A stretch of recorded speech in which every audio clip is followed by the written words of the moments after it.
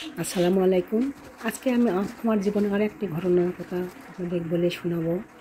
এই ভিডিওর মাধ্যমে আপনারা শুনবেন। যখন আমি 21 দিনের ছিল তখন আমার বাবা মারা যায়। আমি বাবাকে কিছু খাওয়াতে পারিনি, বাবা আমাকে কিছু খাওয়াতে পারেনি। তাই আমি আগে ভাবতাম, ছোটোবেলায় ভাবতাম যে মানুষের মনে হয় বাবাই থাকে না। তারপর যখন বড় হলাম তখন দেখতেছি বাবাই সব। যার জীবনে বাবা নাই তার জীবনে অন্ধকার। একদিন করলাম কি, আমার শ্বশুরকে বললাম যে বাবা বাবা বাবা থাকলে যে ঠিক আপনার মতন এইরকমই ভালোবাসতে, তাই না? তখন আমার বাবা আমার হাত ধরে কাছে নিয়ে বসে বলতো যে মা, আমি তো তোমার বাবা নিয়ে তো কী করছো, তুমি কোনো কষ্ট পায় না, আমি তোমার বাবার মতন ভালোবাসবো।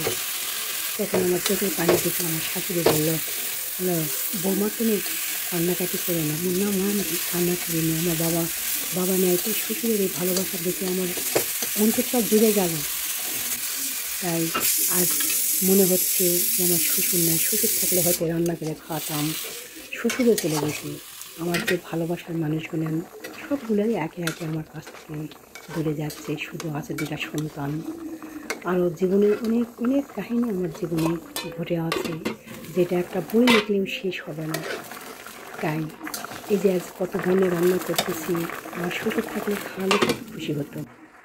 যাই হোক, কষ্ট পাইনি। রান্না করে আমার দুই সন্তান খাওয়াচ্ছি।